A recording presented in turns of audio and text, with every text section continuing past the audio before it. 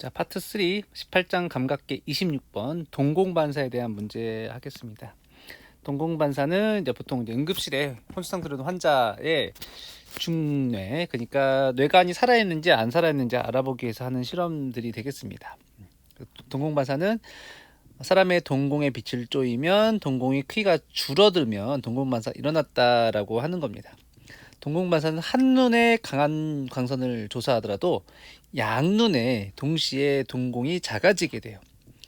비춘 쪽이 작아지는 걸 직접 동공반사라고 한다면 빛을 비추지 않은 곳까지 작아지는 것을 교감성 동공반사라고 합니다. 요거에 대한 내용을 썸머리에서 다시 한번 봅시다. 썸머리 206쪽에 있고요. 이미 우리 문제풀이 때도 했고 수업 시간에도 하긴 했습니다.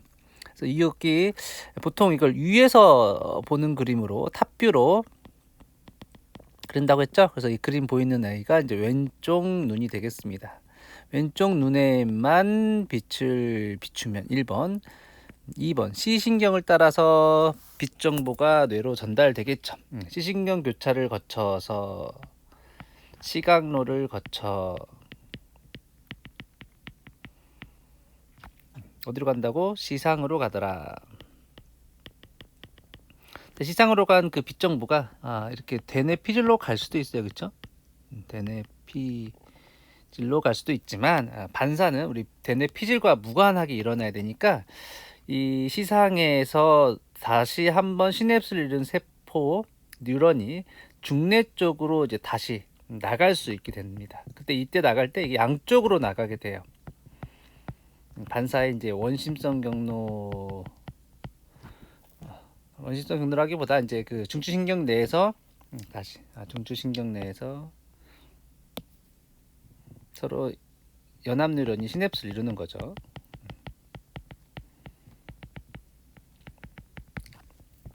그러면 이제 중뇌에 있던 세포체 있는 곳으로 가는데 이 세포체 있는 곳을 에딩거 웨스트팔 핵이라고 부르더라. 그냥 원래 중추신경계에 세포체가 있으면 핵이라고 하는 거잖아요. 근데 이걸 발견한 사람들이 이름을 붙여서 이런 핵이라고 부릅니다. 그래서 여기에서 이 빨간색 원심성 뉴런으로 나가게 되는데 얘는 부교감 신경이고요. 지식형 3번 뇌신경인 동안신경입니다. 부교감이기 때문에 절전 뉴런이 길고 한번 시냅스를 이루는 모양체 신경절, 부교감 신경절은 얘가 동공을 조절하는 그 동공 근처에 있다. 수업 시간에 말했죠. 동공 근처인데 그 장소가 모양체라서 모양체 신경절이라고 한다. 7번 부교감 신경절에 갔다가 8번 9번 부교감의 절후 뉴런을 거쳐서 부교감의 말단에서 아세틸콜린이 나오면 동공의 근육이 수축해서 환상근이 수축해서 동공이 작아진다. 근데 한쪽 눈에만 비쳤지만 나갈 때 중뇌에서 오른쪽으로도 나가고 왼쪽으로 나가기 때문에 오른쪽 눈도 작아지고 왼쪽 눈도 작아지죠. 왼쪽 눈의 동공이 작아지는 걸 우리가 아까 직접 반사라고 했고 반대쪽 눈도 작아지는데 이거는 교감성 반사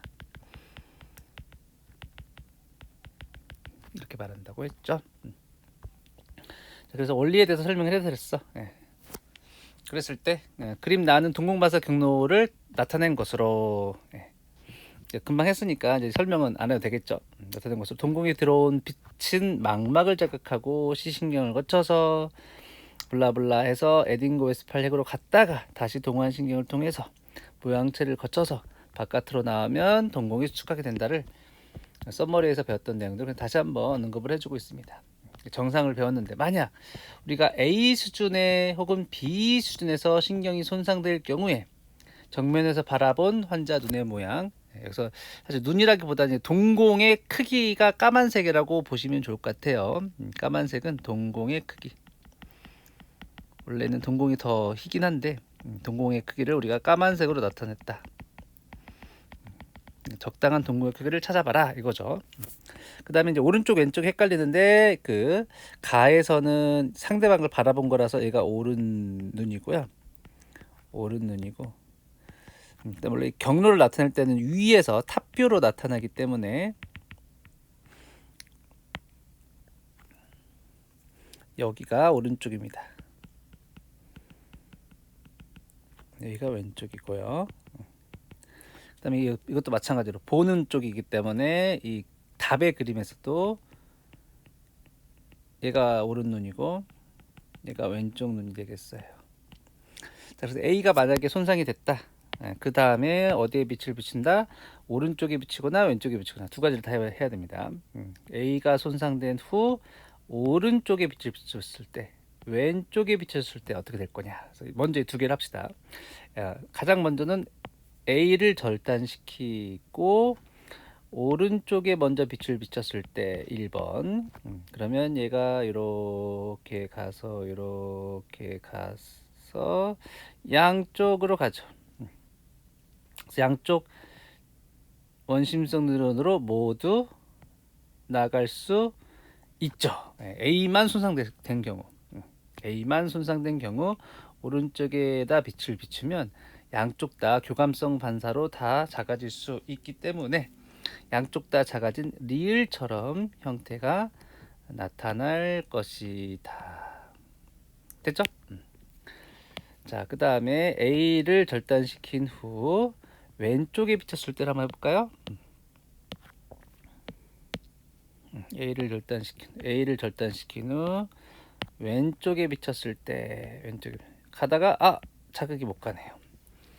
빛자극이 전혀 중뇌로 전달되지 않아요. 그러니까 동공반사가 일어나지 않아서 기역처럼 나타나겠죠. 기역처럼. A를 절단한 후 왼쪽에 자극을 주면 기역처럼 나타날 것이다.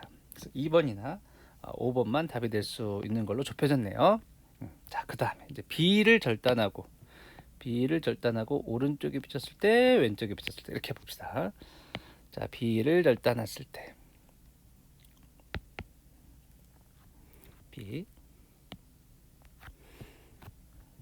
B를 절단해.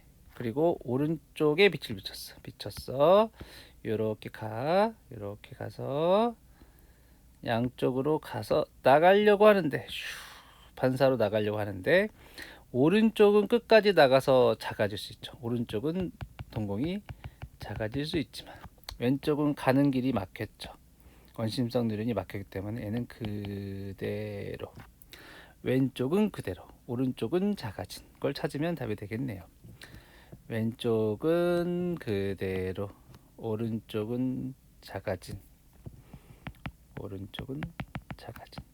왼쪽은 그대로인 디귿이 답이 될 것이다. 그래서 2번이 답이 되겠네요. 마찬가지로 이 경우에 왼쪽에 빛을 비춰도 마찬가지가 되겠죠. 이 경우에서 왼쪽에 빛을 비추면 왼쪽에 빛을 비춰봅시다.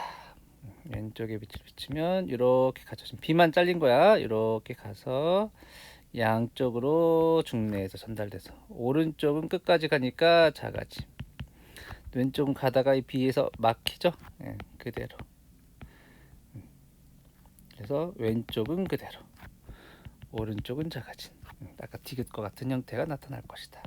답은 2번이 됩니다. 끝. 자, 마지막 문제. 자, 이거는 뭐 나올 가능성이 있긴 하지만 그렇게 높진 않아. 별표 2.99개.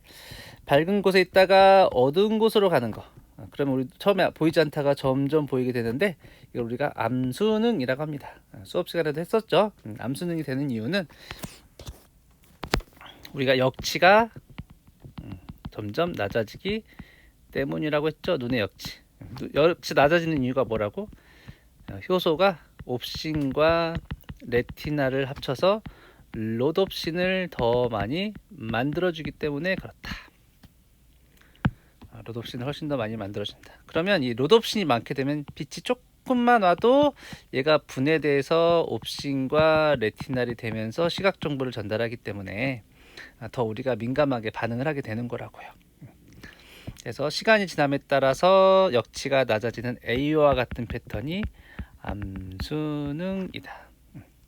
반대로 밝은 곳에 갔을 때 눈이 부시다가 점점 눈이 안 부신 현상을 명수능이라고 하는데 이렇게 되는 이유는 얘도 마찬가지로 역치가 올라가는 것 때문에 그렇다. 왜 역치가 올라가냐면 밝은 곳에 가면 내가 만들어 놨던 100개 정도의 로드옵션이 있다고 해봐요. 그럼 빛이 막 오면 물론 계속 효소가 합성하긴 하지만 분해돼서 로드옵션의 양이 빛이 없을 때보다 그 개수가 줄어들 거야. 50보다 더 줄어들지 않고 만드는 숫자랑 분해되는 숫자가 적어질 때까지 같아질 때까지 계속 로드옵션이 줄어들겠죠. 무슨 말인지 알죠? 어둠 속에는 로드옵션이 많이 있다가 빛이 강한 곳으로 가면 분해 가드가 적어졌어. 근데 계속 적어지다 0이 되는 건 아니라 지금 효소가 만들어낼 수 있는 속도까지 같아질 때까지 분해되면 얘네가 이제 숫자가 이렇게 일정해지겠죠. 그럼 100개 있을 때는 빛에 굉장히 민감하더라도 로드옵신의 양을 효소의 양이라고 생각했을 때 적게 있으면 빛이 왔을 때도 분해된 로드옵신 양이 적어지니까 빛에 대해 둔감해지는 거겠죠. 역치가 높아지는 개념이겠죠. 그래서 이 B 그림은 점점 시간이 지날수록 역치가 높아지고 있으니까 명수능이라고 찾아낼 수 있다. 그래서 기억은 틀리네요. 반대로 되어 있으니까. 이 명수능과 암수능은 로드옵슨을 가지는 간상세포, 원추세포 모두 다 일어났는데 지식형 원래 원추세포는 항상 간상세포보다 역치가 높더라. 원추세포는 원래 간상세포보다 역치가 높더라. 그러니까 점선에 해당하는 세포가 원추세포인데 원추세포의 로드옵신을 포토신 혹은 아이오놉신이라고도 합니다. 원추세포는 색상을 인식하는 세포죠. 그래서 니은 맞습니다. 자, 간상세포는 원래 역치가 낮기 때문에 빛이 약할 때도 그 형태를 잘 알아볼 수 있게 하는 아이입니다. 사람 같은 경우는 둘 다 있지만 야행성 동물 같은 경우는 빛이 셀 때 색깔을 구분할 필요가 없기 때문에 야행성 동물은 간상세포가 더 많이 발달되어 있습니다. 하나 더 하자면 그냥 여기 표에도 나와 있지만 암수능은 원래 시간이 조금 더 걸립니다. 왜냐하면 합성을 해야 되기 때문에 그렇고 명수능은 5분 정도면 적응이 되죠. 더 빨리 적응되는데 왜냐하면 이거는 분해되는 거는 합성되는 것보다 더 빠를 수 있기 때문에 그렇습니다. 그래서 명수능에서 빠르다. 5분 정도로. 그래서 답은 니은 디귿.